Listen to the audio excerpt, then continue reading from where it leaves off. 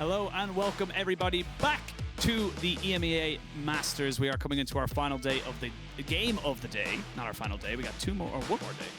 Time is this tournament goes significantly. Time is a concept, and you all just can strive to it. But we're going to be swapping over, as we said, from Group A back to Group D, as we're going to be trying to figure out who is going to be our second seed. GO have confirmed themselves first seed. But Dagda, we got to see how this next game is going to go, because winner takes all. It's going to be a fight for the quarterfinals. I mean, the fact that Anorthosis managed to get that upset win over GO earlier today means that now they're going to be going up against SK Prime. He's going to take that second place slot. And I mean, already Anorthosis have beaten SK Prime in the past, so maybe that could have been the difference maker here. But we'll have to see exactly, because I mean, this is going to be a super interesting game, especially when you look towards all the the niche champion picks that we see. SK Prime for Keduii, obviously looking towards the Kalista down in that bot lane. Then we've also got the Zillion for Anorthosis in the mid lane. Like, I think we are going to see quite a few champions slip through the draft, just because you have to respect some of these specific picks. And even we saw HawHaw in that conversation earlier on the stream that he definitely has picked up a few tricks from Viego as well. So maybe we see that slip through the draft here once more. Man, he's just a silly little guy. You can't playing video games. You can't be getting mad at him. Like, I'm not gonna lie, he won all my love. Dude, I was a fan. I'm straight up being honest. I tweeted it. It's like, I'm a HawHaw fan coming into this one here, because it was just so endearing to see him kind of answer those questions so honestly and so repugnantly. But again, like you said, that big win over GO just gives them a huge opportunity now, and against a team that honestly a lot of people very much not expected to be kind of this far down in the standings, but names like Lurox, Genex, FEBIVEN, this is a roster that has a lot of mainstay, and now they're fighting for their lives. And I think that's where we're going to see if they can actually try and pick that one up, especially as you look like, as you say, the veterancy and the caliber of players that are already on this squad. You'd expect them to be able to continue their march forward, but now they got to see if they can beat down Anorthosis, who already have that one up over them.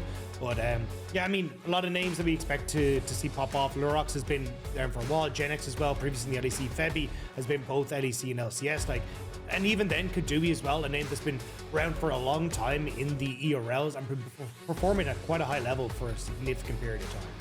Yeah, absolutely. And I think for SK Gaming Prime, it's kind of seen as they're coming in as the favorites. When you look at this this team on paper, you would start to feel like they have a little bit more in the tank, but again, you can't mess with the play-in buff right now. You got to make sure that you're very aware that you have to take this seriously, and especially when you have names like Spooky and Golden Toast, who have been around this scene for so damn long, have so many years of experience behind them.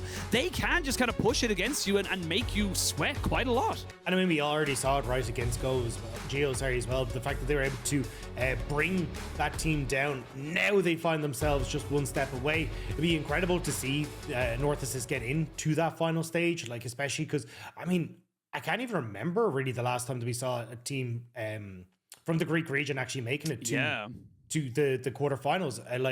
I think it actually was. No, I can't even remember. I think it was 2018 when there was the upset over Mad Lions as well against one of the. Yeah, I think it might have been, but yeah, it's been a while. And it has been a hot minute, to say the least. That was obviously, I think if it was 2018, that was back when we had top 3 seeds going through. It was a whole different kettle of fish coming into the EMEA Masters. But there's those two exact picks that you talked about a little bit earlier, Dagda. You're not going to get the Zillion there for HawHaw, and you're not going to get the Kalista for Keduii. Rel also taken away from iLevi. He had a great performance earlier on the day, and so not really surprised to see that. So we'll have to see now again, because you end up with a lot of these picks already taken off the board. You do end up seeing a lot of the things like the Xayahs, the Zeris, and even the jungle pool not really being pinched a huge amount. So a lot of the Wukongs, the Vi's, and that gets it left open. So, well, never mind, the Vi's gone, but sticking against Sejuani Wukong, at least left available, that I think would be quite high priority coming into this. Absolutely, and I think, again, look, the Vi, we've talked about it a million times, just great for kind of formal engage. Jungler's going to have to be that front line to kind of set everything all off, but we'll see what they want to go for. I like this Gragas ban as well. Gragas has kind of found itself into a very nice space in the meta where it can go top, it can go jungle. If you're good enough, you can play it mid as well. So it's kind of that very good kind of, double, maybe 2.5 times flex that you're able to give yourself. And with the Xayah banned away as well, we are going to see pretty much the same kind of thing. I expect it to be the mix of two champions between Aphelios, Zeri, and the Jinx. The Rakan also is up and available, which is going to be locked in, so try to make sure they get that one. I am curious though to see exactly what the plan is, because Spooky of course has been playing a lot of things like the Hecarim and all these sorts of things. The Viegos hasn't really been going too much towards things like the Sejuani, so this might just be a call out by SK Prime saying, hey look, we don't actually expect you to pick up any of these big power picks, and we'll be happy to go towards the Sejuani on this next rotation and then make sure that we still get this big team point comp. Yeah, I mean, it's definitely the way things are going in terms of the meta right now, and we'll see there where they want to kind of go for this one. I do think that the Wukong-Rakan combination is so powerful. I would like to... Never mind. Okay, you're going to go with the Amumu for Spooky. Yeah, I was going to say, that could be a support. Yeah, I mean, I'm just waiting to see, because one of the big things is, I mean, as the Rakan goes in, you can't throw out the bandage toss, you can't even get the ultimate off as the Rakan goes in, so I'm curious to see if this is going to go down towards iLevi in the bot lane. I have a feeling it will. But I still think here for Lurox, right, you can end up going towards something like the Sejuani here if you want to. Make sure that you're able to set up for these strong team fights. You know that there's going to be quite a bit of CC obviously coming through now with the Amumu there, so I'm curious to see exactly what the plan is, but Tristana going to be locked in here. I imagine for Febi, as we've seen it more, but if you really do want to go hard in this bot lane, Keduii can kind of all in on towards this Zeri in the bot lane as well. Yeah, absolutely, and see what they want to try and go for here. The Sion comes in there, the Tristana locked in. Of course, that would most likely be a Tristana mid. Does do very nicely into what I would imagine is a lot of HawHaw's kind of big champion pool as such like that, things that can kind of, you know, do very well against it. But they're going to go with the Cho'Gath this time around. So they're saying, look, we need to get something that can deal with the Sion, just kind of mitigate any of that, you know, kind of big side lane, and just something that can catch out things in that mid game to late game with the Rupture. Yeah, and I think that's kind of been a standard answer in towards the Sion. You get decent push, very hard for the Sion to really answer for a lot of your damage, because he tries to Q, you hit him with a Rupture, you hit him with a Silence. It's very hard for Sion to really do particularly much there. So now though, with no mid laners really taken here for Anorthosis, looks like they're going to try and set up for a bit of an easier time for themselves. It could honestly be HawHaw going back towards that Viego again with a very much a, hey, I want to jump in and get into the mix here in SK Prime. So Viego and that zone control that it offers could be great, especially since you already have a good amount of setup for these fights with the Amumu. See what we want to kind of go for here. I do like the Wukong ban coming in here from Anorthosis because, again, the Rakan-Wukong is a disgustingly powerful combination to be kind of linking up with the jungle and support. And there's the Viego being banned away. Yeah, Viego taken off the board. The Echo ban as well means that maybe this Tristana is actually going down towards the bottom side, and maybe they're looking towards something like a Singed in that mid lane. But I know Echo can just be a pain as well for a lot of these champions that want to try and utilize like the dash away, but Echo follows, so maybe they're worried about it. But Viego covered here. We already talked about Spooky likes to go for these more carry oriented champions, and that will be taken. I was actually about to say, for a jungle pool, not the biggest fan of the Lee Sin here. You have too many silences, ruptures, CCs, everything else that can be a major issue for you in trying to play these fights. So it's going to be pretty difficult for Lurox. I assumed he was just going to fall back towards something like the Sejuani, but now you're kind of in a position of, okay, you're either forced to shift that Tristana down to the bot lane or take some sort of AP damage, because but it is going to be Febi moving over towards the Ahri instead. Yeah, I mean, I kind of, the more the picks come in, the more I'm loving this Amumu right now, because it is feeling like everyone on the side of SK Prime wants to go in. They want to be on top of your face, but one great Curse of the Sad Mummy, and everyone's just kind of sitting there waiting for stuff to kind of go away. So this is a really kind of, you know, good kind of anti-dive, I suppose, if you're able to kind of get this good setup alongside those bandage tosses. But we'll see what they want to try and figure out this one here. I love the Cassiopeia. We see it multiple regions being banned away when the Ahri is picked, because it can just stop you so much, especially again, like you mentioned, you're relying on so much movement abilities. And especially when you're looking not only just at the Ahri, but at the Lee Sin as well. Basically, it means that this mid jungle that is incredibly potent in trying to work with charms and dashes and use that mobility kind of gets nullified. Especially when you look towards even the ability then to set up for Viego coming in for counterplay. It becomes super tough. Late game as well, great DPS alongside Zeri. A lot of control in team fights for something like a Rakan, the Tristana jumps, everything. So I really like what Anorthosis is bringing to the table, and especially when this is all to play for now for this second seed. Anorthosis, I really like what they have against SK Prime. Absolutely, and remember, we can kind of set up the stakes right now. If you win this game, you are in quarterfinals. You're not in first seed, but you're definitely giving yourself an opportunity. That is what is on the line right now between these two squads. big upset win by Anorthosis earlier on today, set themselves up to have an opportunity. They kept their fate in their own hands by getting that win over Geo, and now they have an opportunity to kind of get. But SK Prime, they've got expectations to meet. You're coming from the Prime League, a major region within the ERLs and the EMEA system as a whole, and the players on this, they're not going to let this one go lightly. No, you really need to make sure that you're able to pick up this win, and on both sides, I mean, a lot of pride coming through from the Greek region, trying to see if they can get themselves in towards that bracket stage. But as you pointed out, for the Prime League, they really want to make sure that they're able to get, well, SK Prime and Prime into the bracket stage. But the Prime. Yeah. Prime I think we're on Twitch. I think there's a casual joke in there somewhere. But yeah, no, absolutely agree. And I think it's definitely going to be one of those moments where momentum is going to be very key. I feel like with Anorthosis, especially with the composition you have, you're going to be able to kind of CC lock everyone like as best as you can. If you land a bandage top into a rupture, into a silence, and we talked about all that disruption, it's going to be very difficult for SK Prime to kind of go for it. But on the other side of that, if SK Prime can get that charm off, if they can get the flash kick onto the relative carries, there's very little places for you to go. If they get their CC off, it is going to be about execution and how these two teams are able to kind of combat each other's, compositions. Yeah, I think it's just there's a lot more burden of execution coming through for SK Prime. I think it becomes a little bit easier. The only caveat I will say to that is I think you have a lot of opportunities to play heavily around this bottom side of the map. In the 3v3, Rakan, Trist, Lee Sin are going to do wonders against that bot lane, especially if you can try and get in pre-6. So I am curious to see if we can actually get a lot of pressure down there for SK Prime, or whether you can kind of wait until you get to those big team fights here for Anorthosis and then try and take over. Yeah, absolutely. Well, we shall not wait no longer. We shall hypothesize no more as we jump onto the Rift. You are going to see a couple of people just leave and come back.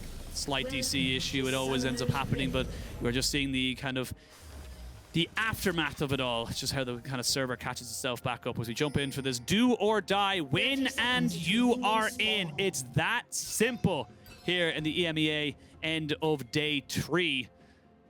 Lots on the line for these teams. Again, I just think, as you mentioned, the execution, but also just the burden here from the side of SK Prime. Like, you are coming in, as a lot of people saying, that you are expected to win. You cannot let silly mistakes take this one away from you. I mean, at the moment, it feels like they're not really going to try and let anything go to the wayside here. Keduii coming in with the Hail of Blades. He wants to make sure that he's getting up in the face of Golden Toast and trying to immediately win this lane in the bot side. And I think, again, we'll probably see Lurox pathing immediately down towards here. Start blue, do your Gromp into red buff, into a potential gank on bot lane.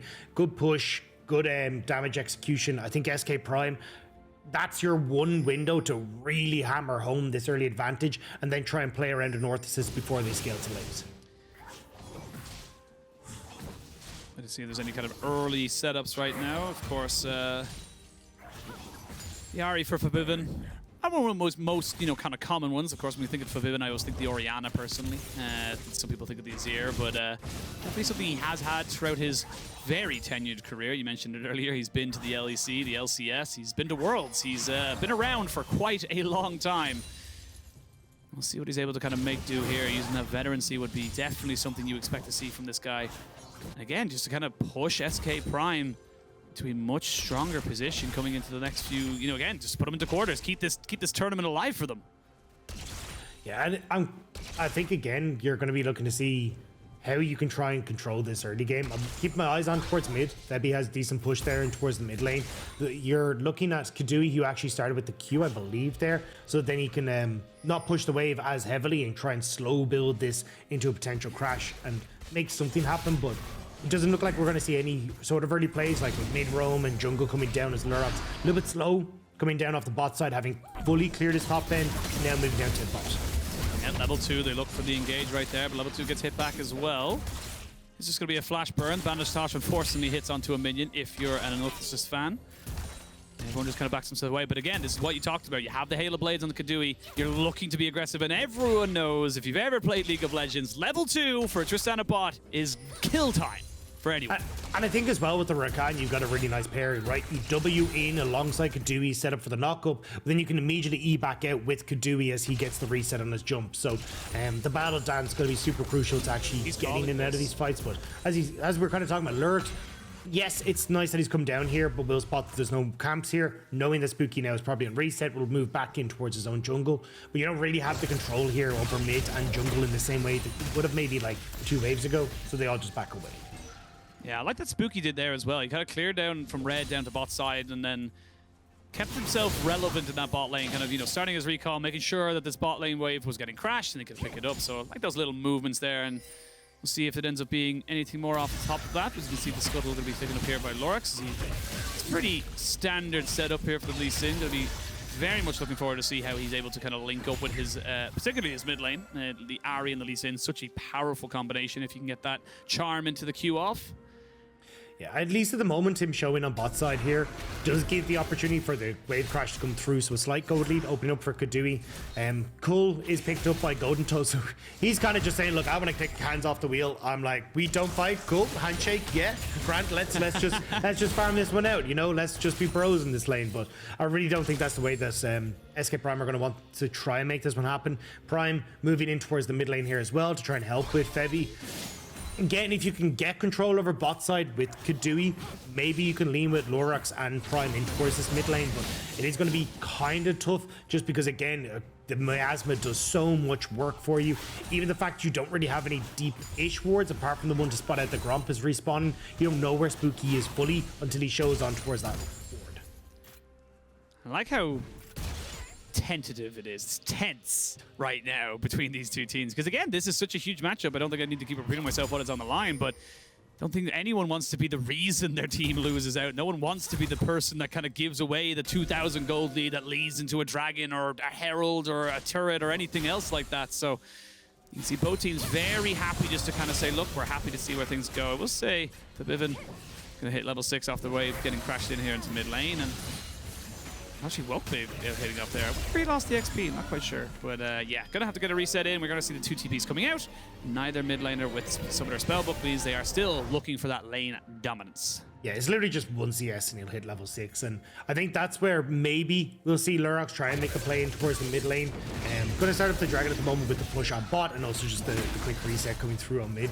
But should be pretty fine. And again, I think this is probably going to be the way we see this go for a little bit. With if you can't actually make any sort of big play happen on the bot side, cool. Turn it in towards a dragon, wait for the next one to come up, continuously just start to stack these dragons as soon as possible. So you are just snowballing into a position where you can play around the mid game, like 2-item Trist, 2 items on your Ahri as well. That's kind of where you're trying to balance out as SK Prime here, because I feel like if you go towards a late game, like 3-item, 4-item Zeri, the Cassiopeia as well, even the fact that the Cho'Gath gets to scale so well, in the same line of thinking as the Sion, I think you're going to be totally fine here as Anorthosis if this is a slower paced game. Yeah, I like the respect Anorthosis is giving here. They know that the Ahri and the Lee Sin just took the dragon. They're maybe saying, look, maybe he's giving some time. And this is the thing, this is the power of vision. They're not gaining anything, they're not or losing anything on the side of SK Prime, because finally we're going to see Spooky and Lurox go into a little bit of a 1v1 here. The Q did land on the Spooky. He's in a lot of hurt here. One last Q on top of him would definitely be the death of him. But he's not going to be able to land it just yet. Just kind of gaining control of this bot side. You mentioned it right off the bat. Ooh, that was a quick turn and a flash. As Lurox recognized, if he got stunned by there, he was probably dead. Yeah, I mean, that was very close to being a bit of a play there for HawHaw, not quite able to make it happen. Spooky moves back up towards this top side, should be able to clear his camps, but again, it does give a lot of control to SK Prime. Once more on this bot side, they go in Golden Toast. Yeah, they're going to go in. We're going to see the cleanse come out as the bandage touch is going to hit in Golden Toast. Not quite dead just yet, but to jump over, Keduii goes a little bit too far. Finally gets the kill, but he had to trade it back 1-for-1 in the bot side. And it's not even like you're going to miss out on too much here for Golden Toast in that bot end. You still waves in a fairly neutral spot, so in the grand scheme of things, good job to get that kill back and make sure that it stays just within touching distance for the gold in this bot lane. I can see the idea as well from Keduii. You get the reset, you get yourself out, but this is just them kind of going. And Lurox is kind of here, but then he just goes away, so it's just a native 2v2. Yeah, unfortunately, Golden Toast couldn't quite get the step away from the grand entrance there, and Keduii flash forward with the auto, goes that little bit too far. The empowered auto off the passive coming through from Zeri as well, doing a hell of a lot of damage, and means that now 1-for-1 on that bot side. Lurox moving back up towards his top lane. Rift Herald has spawned, and I wasn't sure if iLevi was going to maybe be able to hit the level 6 off of some solo XP, but there it is, yeah. Yeah. Gets himself the Curse of Ceremony, but can he use it before he dies? That's the question. He flashes around, but he's just in no man's land, and that is just too easy for the fight of SK Prime. I just think Anorthosis just were just very lazy with how they kind of set that one up. Gen X just cheated away from topside. In theory, you're like, oh, well, this Sion has to catch the wave that's being pushed in, but he's willing to give up 1 or 2 CS to make this play happen. Prime even able to get into position first. HawHaw stuck underneath the tower. And I think you kind of rightly call us the fact that you don't push out mid to then enter in towards River, going back to bite them as SK Prime now will get the kill and we'll get this Herald. Cho'Gath lost his flash as well because he tried to go for a little bit of an engage. It's also a little bit of an AP Cho'Gath for the moment. We'll see what it ends up kind of burning into, but that's all been happening. Golden Toast hasn't really been able to do much here. Look at the vision control as well for Keduii. Yeah, he doesn't have flash, but unless you're landing the god tier bandage toss, which hasn't landed on the first one, and gets bounced away after the back end of that as well, like, yeah, you're just totally fine here as the Tristana. You're happy to take these plates. Yeah, I mean, that could have been a bit dangerous, to be honest. If that bandit touch has connected, you get the second round, you get the follow-up with the ultimate, and even Golden Toast having the flash to come through could have been it, but Keduii doesn't get punished, manages to get a bigger lead for himself on the bot side, and again, kind of, we're starting to see just these slow advantages creep through for SK Prime, as now Prime is in the mid lane.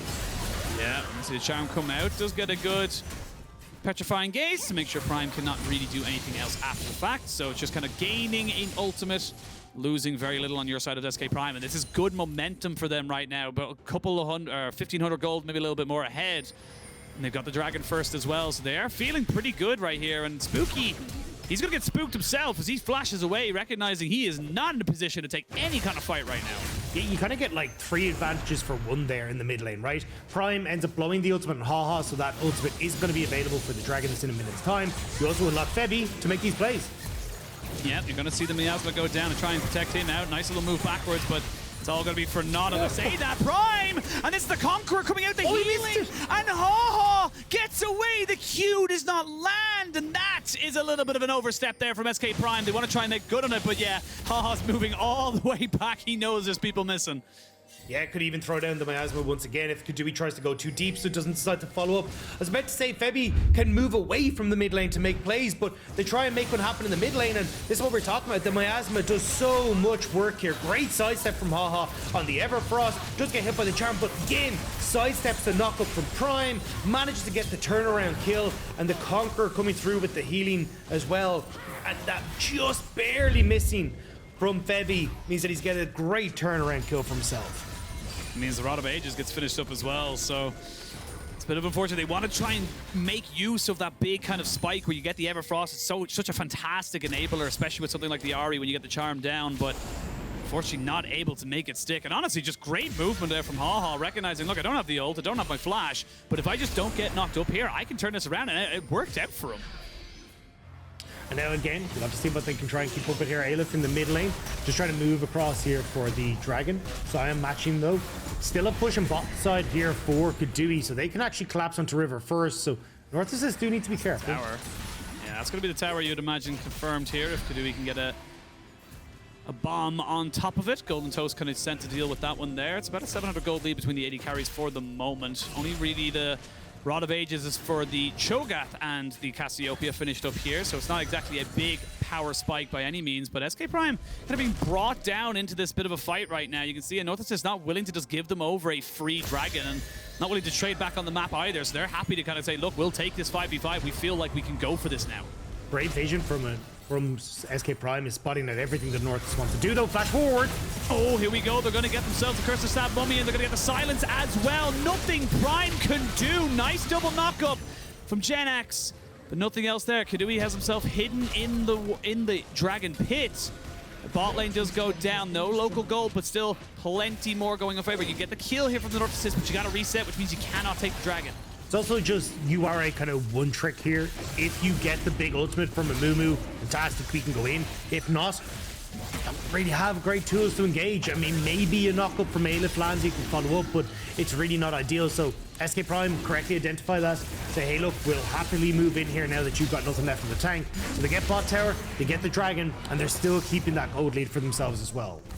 And still doing very well for themselves. I will say, we did kind of see in action what you were talking about in the draft. The miasma and the silences doing everything to stop Prime from doing anything as such. And that's the little scary thing. Once those cooldowns kind of come back up a little bit quicker, once you're getting a lot more damage here onto your Cassiopeia and your Zeri, that's when the game gets very, very scary here for SK Prime. But for the moment, they are doing very, very well. They've got themselves a Core Drinker now onto Lurox, and I'm actually curious to see where this Cho'Gath build goes. He's got a Rod of Ages now. He hasn't built anything else. I want to know if it's a full AP kind of setup. No, I imagine he will end up going tank. You can just go for the Rod of Ages because it gives you so it just gives you so much at the start, right? Bunch of health, bunch of mana, and gives you a little bit of that threat. Also, the fact you pick up the Rod of Ages early means that you can queue the backline minions and immediately start to push the wave. It just gives you barely enough AP to actually just press that. So it's just nice to have that extra little bit of AP in the early stages, and especially into the matchup against the Sion, that extra bit of damage on the Q is just super nice. So unfortunately, I am breaking your dreams. He's going to probably go tank. I don't want your logic. I don't want you to look at the meta of things. I want the full AP Cho'Gath that one-shots Keduii with a Devour for no reason whatsoever, other than he hit a Rupture and he got a Q off. I'm not going to lie. He's still Cho'Gath. Chances are that's going to happen at some stage. Oh, yeah, for sure. You know what? You're right. You're right about that one there. Oh, maybe I'm wrong, though. There's an amplifying tone. I think that could be a demonic embrace, my dude. I think he's going HP and a little bit of things, so maybe I do get my dream. Maybe dreams do come true. maybe. I mean, I've definitely seen more of the AP variety full down in the bot lane. A lot of teams were experimenting with the start of this bit with like Sennas and Vegars and all these kind of things that work with it. I don't like that. But yeah, we'll have to see. It's gonna we're gonna have the quickness come in. And Levi going to be taken out, you would imagine, and Spooky going to use his ultimate to get himself over the wall. Flashes as well, but that's just vision control right there. That is literally just straight up. They have more vision control than you. They know you don't have wards on them, and they're able to take you out before the fight can even begin. And I've been really impressed with the vision control SK Prime pads. Oh, actually here. Oh, flash in, but some Tokyo drifting coming out. Gonna get a nice little knock up here. They're gonna try and burn down this damage with trying a little bit, but a good Rupture, very good target selection. Yes, it doesn't knock up Keduii, but it gets him away from the Cho'Gath so he cannot die. The silence right as he got knocked up as well meant that you actually couldn't get the immediate cue from the Sion to follow up on the engage, which bought a little bit of time. So nice job there by Eyliph to be able to catch that one off. But again, as you said, vision control there for SK Prime. They're playing so effectively around it. Now looking for this Cho'Gath steal. Yeah, seeing if they can go maybe for a little bit of a play there. No flash on Lurox, so he would have had to put himself right behind the Cho'Gath to get a kickback, and whether or not that would have been the best thing in the world is yet to be seen. But they get themselves top lane turret. They still have a Rift Herald in hand as well, so themselves up to a 3,000 gold lead. Very respectful right now for SK Prime. Yes, it's looked a little bit dodgy around that one fight around Dragon, but other than that, it's been business as usual, and they're very happy to kind of flex these first item spikes they've got themselves. Having that Kraken Slayer compared to Golden Toast, who's only just going to finish off the Immortal Shield Bow, definitely showing that they are just in a much more powerful position. But Anorthosis haven't really responded to this, right? You see your top lane turret going down with 3 members, and you get scuttled for Cassiopeia. Like, I think this is where you need to get more members, like, down into the spot side, actually look to cross map and trade effectively, because now you're only resetting basically at the same time of SK Prime. You haven't got any damage onto towers. Febi and Keduii now have managed to get out onto the map first. Ahead of you, they get mid turret, and now it's 2 towers that are down very quickly. So SK Prime, honestly, just a better understanding of how to play the map, both around the vision that we already highlighted, how good they've been at setting up vision on bot side to look for dragons, to play around Keduii, and now as we start to get into the mid game, looking for that vision around towers on the top end, into quicker resets, into mid lane structures as well. A minute till the dragon spawns. I don't know if Anorthosis are going to really feel confident going to go for it. Maybe they will. They've got the Divine Sundoor now finished up here for Spooky, but not having that 1200 damage smite is going to hurt. It's not a 50-50 anymore. You can see there's a Chem Rift, so it's not the most exceptional of dragons. So maybe they want to try and just kind of leave this one alone, as they do see now Genex finding himself into this. This is a full AP Cho'Gath, by the way. That is a blasting one alongside that amplifying tone. So that is my dream coming true. But will the Greek team's dreams be crushed because of it? They have to still win this game. And look, we'll see if it ends up any kind of major effects in this game. Shirley gets dropped down towards this mid lane, is going to be able to get the charge up, so that's the half health off of that tower there. And look, you've got the TP on for FEBIVEN in a couple of seconds. He's happy to keep pushing this top side and look for maybe a bit of a flank, but never mind. We're going to see the ultimate come out. Can they follow up on it? That's the real question. They're going to get the grounded down. They're going to try take down Lurox, but he flashes away just the right time. The silence is down, and Spooky picks up a kill. Cannot get the resets going for himself.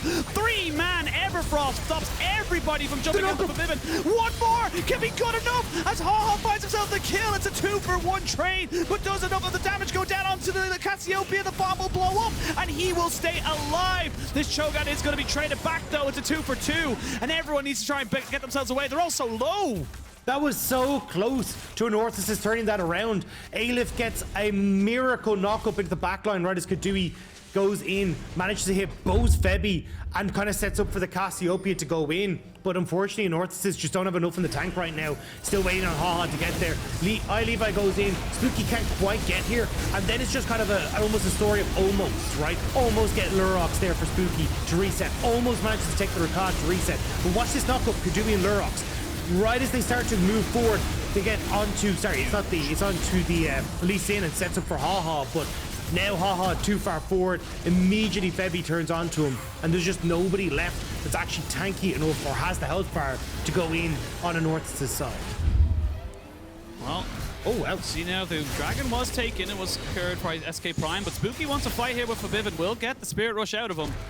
Didn't know exactly where everybody was going to be, so they had to get himself out there as quick as he possibly could. So definitely a close matchup here. 3 and a bit thousand gold in favor of SK Prime. They are on soul point as well, and look, Soul going to be fantastic for the Lee Sin and the Sion as they dance towards the edge. Excuse me, the edge of death. But the stacking's coming in good here for the side of Anorthosis.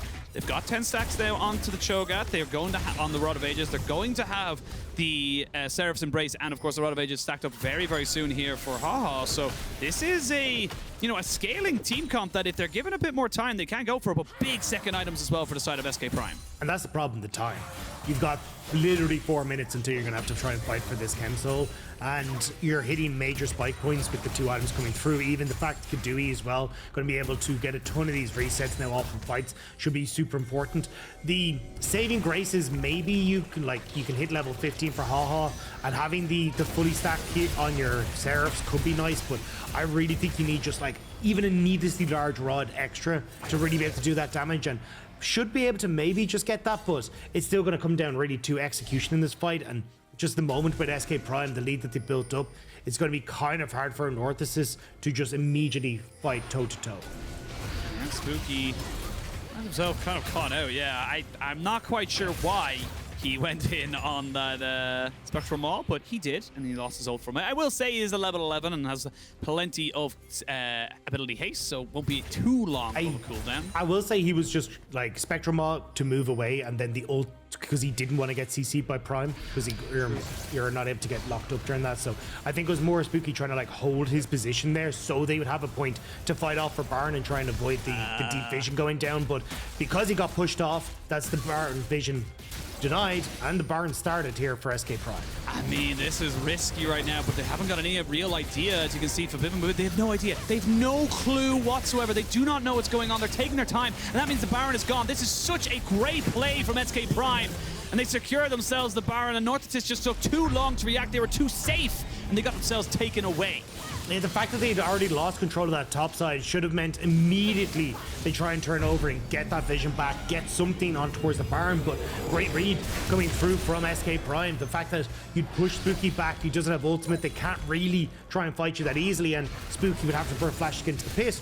Just managed to pick that one up, and now Anorthosis, we said already it was going to be difficult for them to try and take this fight.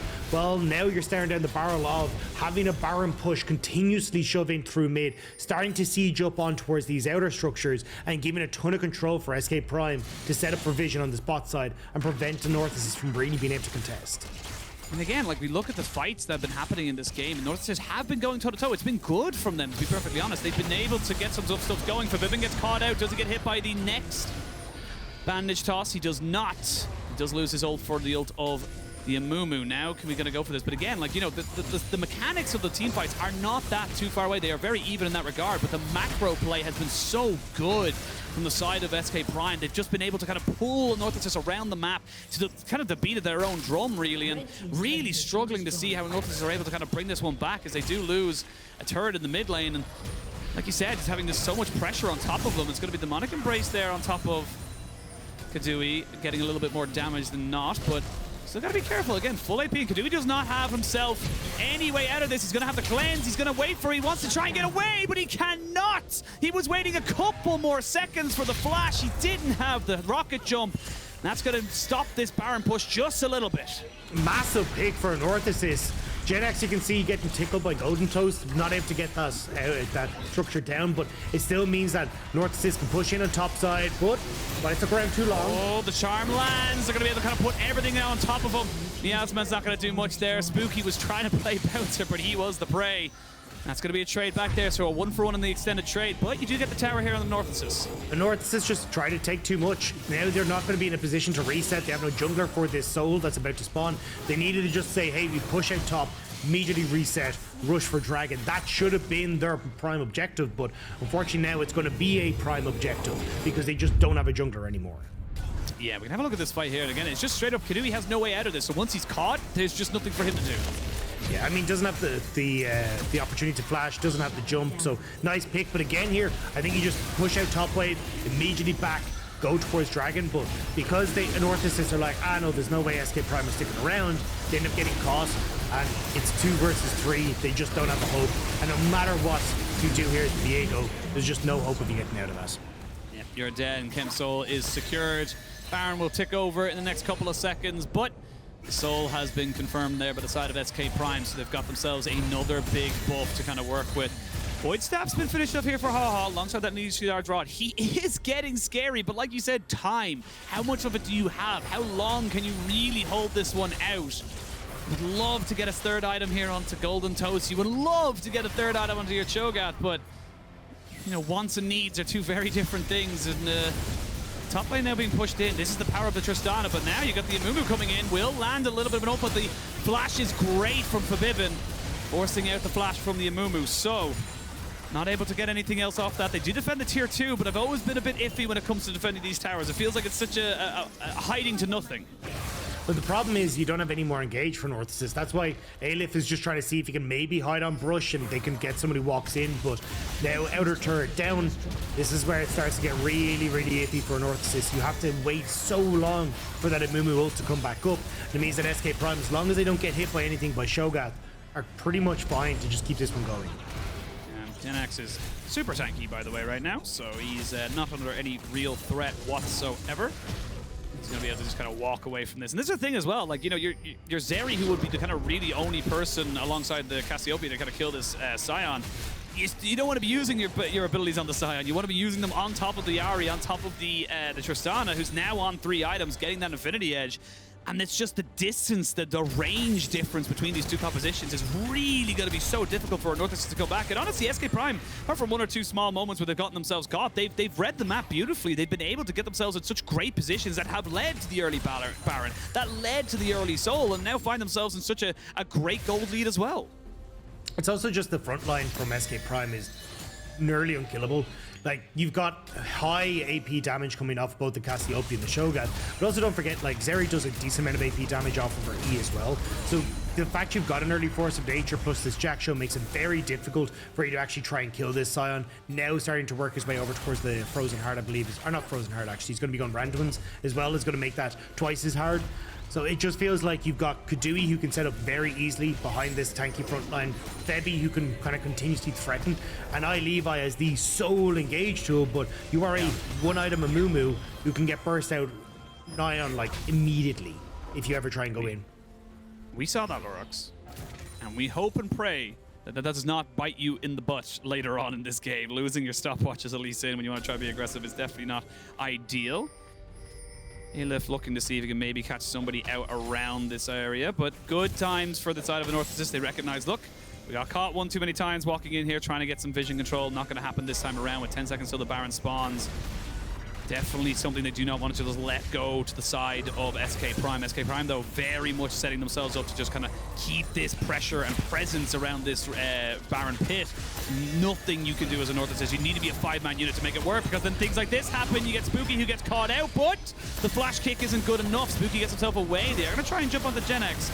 Again, not really able to burn him down. Has to be the Cassiopeia, but takes time to burn down that very beefy fridge. There we go. Lurox gets caught out again. This time around, though, will they go in on top of it? Going to be a TP coming on the backside. It's going to be FEBIVEN on the back end. iLevi very, very low. He would be the first one to die. Should he be able to get it? Charm lands onto the snake. Nearly able to take him down with Keduii, but nobody dies. You do not have TP just yet for HawHaw, but he needs a reset. Exactly, and that's the problem. iLevi has to reset as well, so SK Prime can move over towards this objective. They have decent damage with Keduii here, but the rest of Anorthosis is trying to keep them honest, keeping Gen X at bay, buying time for one, the TP there from HawHaw, but also iLevi to get back out. Didn't blow the ultimates, waiting for that flash to come up. Actually, really nice job from iLevi to not overcommit to try and make that play work. Yeah, absolutely. There's going to be a kick coming in there. The miasma comes down. Can they kill off Spooky? Yes, they can. Prime keeps himself alive, as well as FEBIVEN keeps the mighty Cho'Gath at bay. They will get a knock up, but it's not going to be much else after that flash there by the Cho'Gath, which means we won't get any flash chomps to come out. Bandage toss does not land on the Prime, and now you're without your jungler. You do still have a Cho'Gath, but can he get into the pit? I don't think he can. You're going to have to take this fight. Yeah, I think a lot of this again relies on iLevi's engage. Can he get onto Keduii and Febi? Can he set up for a big miasma? But it looks like Anorthosis is just going to let this one go, try and get mid-tower instead. But now there's people on the way. Yeah, you can't commit to this right now. There's just no real damage. The charm goes wide. iLevi getting himself away from that one there, but the Everfrost lands. They're going to be able to take out the Amumu. He lands a bandage toss with an ultimate, more in solidarity with his team to make sure they can try and keep themselves alive. But Prime's going to have the quickness and the flash, so he can delay them on this one right now. A TP coming in as well from Gen X means they're going to be able to try and corral them, kind of move them into this pen and slaughter them like the sheep they are. Anorthosis need to try and find an exit strategy, but I don't think they're going to be able to get it. There's going to be the petrifying gaze to do absolutely nothing. And the double kill comes in from Keduii. This could just be it right now, Dagda. I mean, you got a Tristana. Her damage is absolutely insane. Barred up creeps on this bot side as well. SKP going to try and just run through on this bot side. Spooky can't really do much. You don't have great wave clear at the moment from Eyliph either with those barred up creeps. And as you say, I mean, they'll at least get this bottom inhibitor. Can they try and push for more? Oh, they're looking for more, though. The flash charm, they want to kill off the Cho'Gath, the last real remaining defense, and he will be taken down. 7-2-2 there for Keduii. And this is going to be so much more. You can see now the inhibitor is going to be taken down as well. You will get respawns very, very shortly, so they cannot end the game. But they've broken open the base, and they're going to get the Elder as well. Yeah, I mean, you'll get the respawn, but without the front line there, it's not really going to be an option, as SK Prime will move over and get that dragon for themselves. This is just unfortunate. Anorthosis tried to do too much in that mid lane. The towers have kind of been to the detriment of them trying to see if they can maybe pick out these outer structures, but double kill immediately for SK Prime. And now Anorthosis has got to have to look on, because honestly, even if Spooky manages to get in here, I think he dies before he makes it anywhere near the pit. Yeah, nothing you can really do there. And now you can see even the Sion's a massive threat. It's a wait to see now where this kind of game goes. But yeah, I think Anorthosis, they're going to be in they need a miracle, is the honest answer here. They are going to get the Death Cat coming up for HawHaw very, very shortly if they can do. But FEBIVEN's done you one better, mate. He's already got his, and you know, already completed that one, mate. And yeah, I mean, there's so much that can go, you know, that has to go right for Anorthosis for them to really find a fight that's going to be able to work it for them. And I'll be honest, you know, this Cho'Gath's kind of not done a lot, to be perfectly honest. He's just not really done anything. I'm not going to say it's 100% his fault, but it just feels like, you know, if you had like that, again, someone to follow in the Amumu with that engage, it could have just been so much better for them. Yeah, I think it's just the way SK Prime have played this has made it so difficult for Anorthosis. Great control in the early stages with their vision, constantly playing the map out. Anorthosis were hoping that they'd be able to just rely on team fighting, but SK Prime have made it so hard for them to just find those big engages. Now, inhibitors down, Nexus turrets are next to fall. Yeah, SK Prime want to book their ticket into the quarterfinals. They don't care what kind of ticket it is. They don't care if it's second seed. They just want it. They're looking to try and knock down this final Nexus turret. Taking a bit of time, but with that Elder Drake still ticking for the next couple of seconds, It's just going to be so difficult for anyone on Anorthosis to really make this one happen. They're trying their absolute best. There's going to be a last-ditch engage, and oh man, that's unfortunate. The minion, the sixth man of the side of SK Prime, and now they can really set the push in. You don't really have an engage. They're going to try and take down this Cho'Gath. They do not get the kick down to Golden Coast, but they will take down the mighty Void Monster themselves. It's all just a formality. Everyone's going to be going down. Golden Coast will take the Lee Sin as he took his Q'd in on top of the fountain, but the Elder Drake does his job, and SK Prime will be going to the quarterfinals. SK Prime will manage to find themselves in towards the playoff bracket alongside Team GO. Really well played there from SK Prime, honestly. Controlling the early stages, playing around Keduii, making sure that there wasn't really any way for Anorthosis to come back into it. Now, one or two missteps obviously gave some window for Anorthosis, but realistically, just great understanding of the map and how to play mid-game just shut down Anorthosis. Yeah, really well done there. And again, like you said, just kind of very smart macro, very much keeping themselves on top of the plays, and just really well kind of, informed decision making. It just felt like they, we got rid of the ultimate from Spooky, like you mentioned. They got themselves the vision. We can go for this play. And yeah, I mean, like the bot lane that you talked about so much, they played around it so heavily, and it meant that Anorthosis never really got going, despite the fact that in the mid lane, this Cassiopeia was really big, but she never really had the impact. It was also just a case of you never really got to see an even fight for Anorthosis. Spooky was oftentimes on his own, getting caught out as he tried to hold on to vision without kind of the support. iLevi tried to make this Amumu work, but it was really a case of, okay, if we can come in on an even footing, maybe you can make it work, or even slightly ahead you can make it work. But Amumu support just is not tanky enough on one item to try and be the front line for this squad and try and be the big setup. And unfortunately, with the way SK Prime were playing, not just running immediately into the chopping block that was Anorthosis, SK Prime were able to come out on top. Yeah, absolutely. And for Anorthosis, look, it sucks. Never gonna lie, it's always gonna suck to lose. But look, they were valiant in their ways, and they were able to take down a pretty big win and show the rest of the teams that the LFL can be taken down under the right conditions. Maybe after they've secured quarters and whatnot. A lot of different things. Oh yeah, best of one results are the always most reliable results. Results-based analysis. That's how you gotta push that one there. But I do believe we have FEBIVEN from the side of SK Prime ready and waiting for the interview. And not yet. Apologies, producers. We're gonna go with it. But again, look, for SK Prime, look, it was a rocky road. I'm gonna be totally honest with you. You start off the day one, or the first day of groups, with that 1-2 scoreline. You don't really kind of look that confident in terms of the way that things go. But you're able to bring it back, and all you need is really a chance to kind of put yourself in quarterfinals. And we're starting to get our 8 teams pretty damn quick. We already got 4.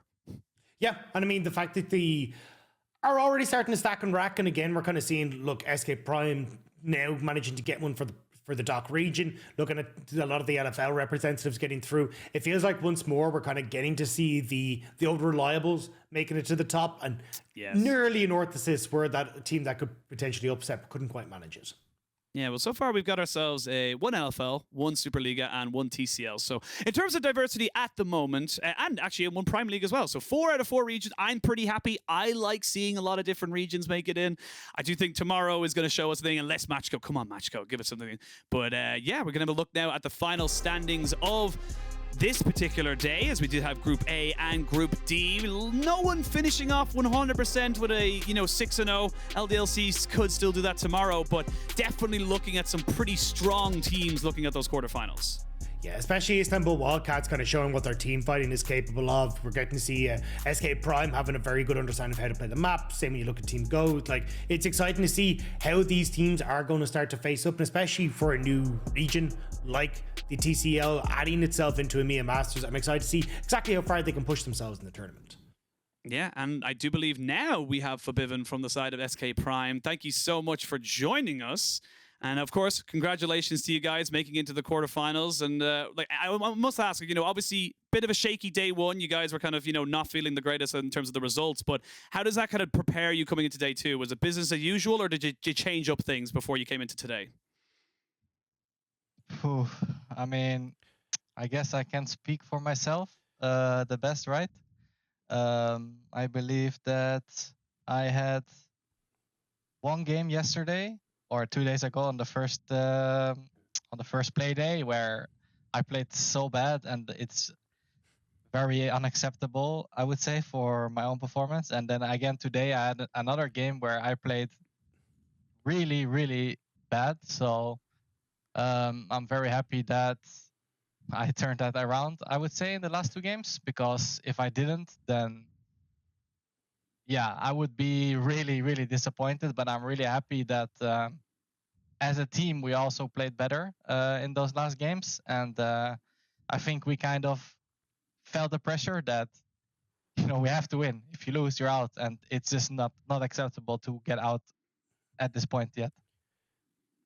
So do you feel like the current standings don't reflect where you see yourselves as SK Prime? Do you think that if some of those earlier performances got a bit better, you could have been taking the top seed and really threatening to be the team that moves on?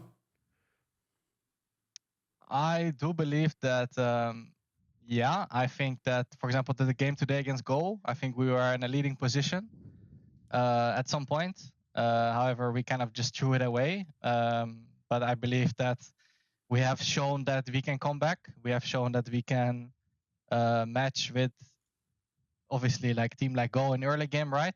Also, I believe a game against Anno on the first day, we were also like 8k gold ahead and we kind of just gave it away. So I think that, yeah, I'm very confident. Everyone is very confident that we can play very well. And I think we have shown that in the last 2 games. And also on the first day, we had pretty good game, one of them.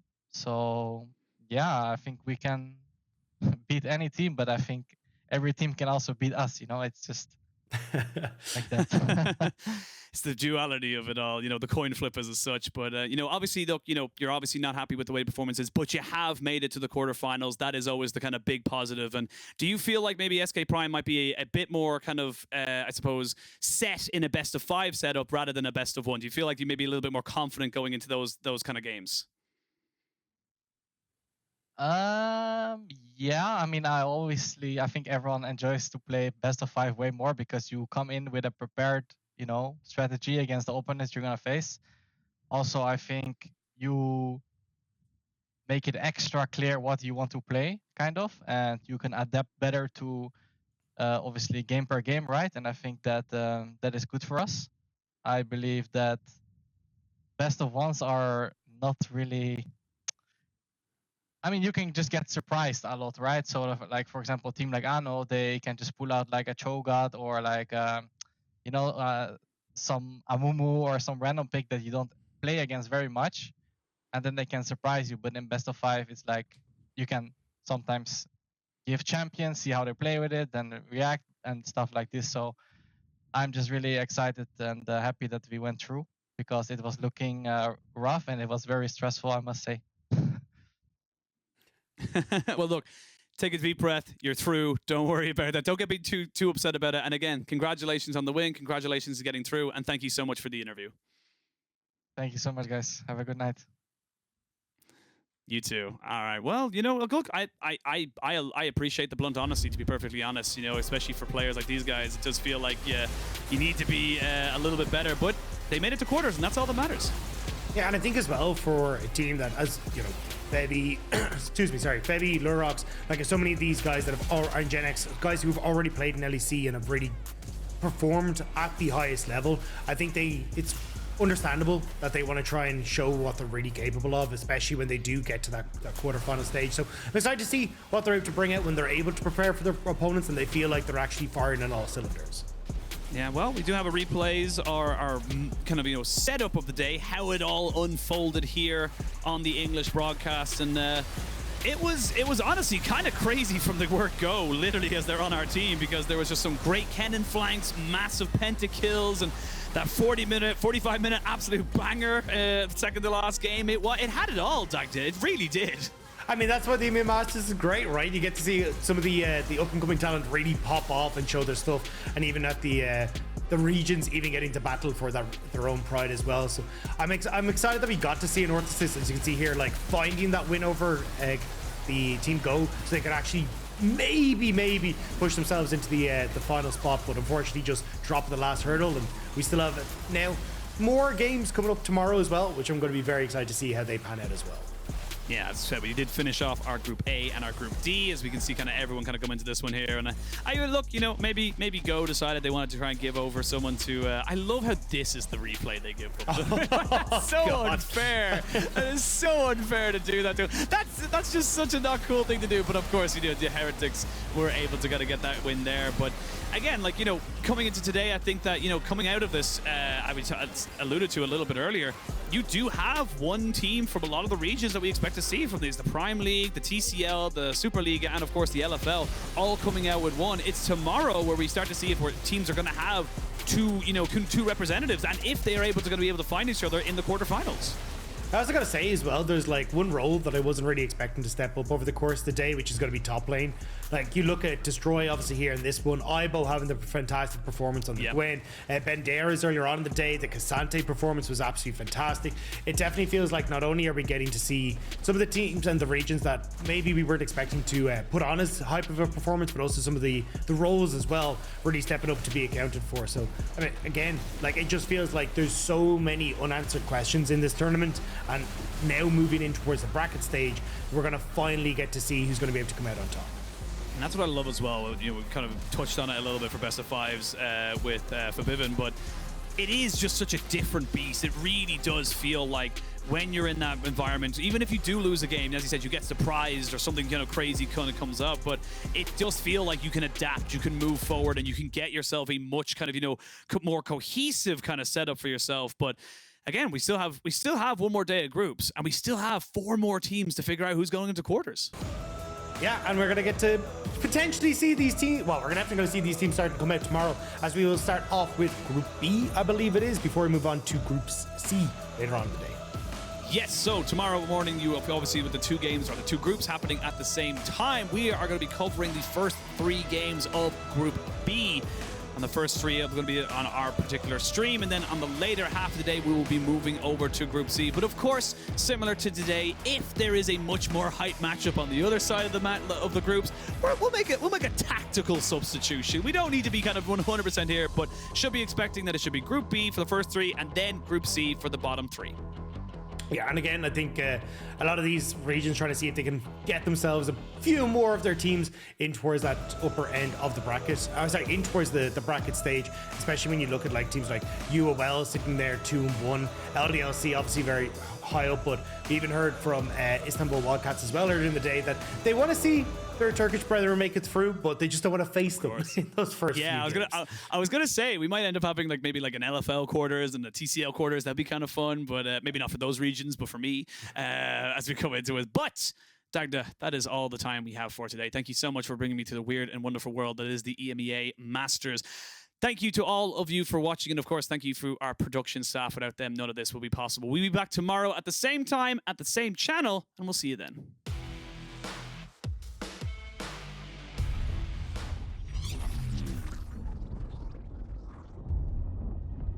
Tuve una caída en mi carrera, pero he vuelto más fuerte que nunca. Ojo con Supa, va a reventar a Marlon. Se atreve ahora con el 1 contra 1 contra FLICKR. No debería de ganar el tetón.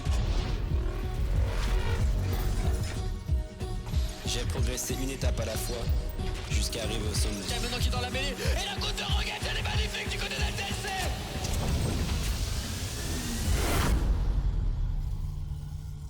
Ich weiß, ich kann der Beste sein. Jetzt muss ich es nur allen zeigen. Für ihn wird sogar noch mehr ein Triple für ihn. Der Quadra-Kill für Keduii. 선택할 수 있는 길이 많았습니다. 저는 지금 걷고 있는 길이 옳다고 확신합니다. No arpsze tutaj na gotowe. Nie odbierajmy. Pentakill jak najbardziej zasłużony.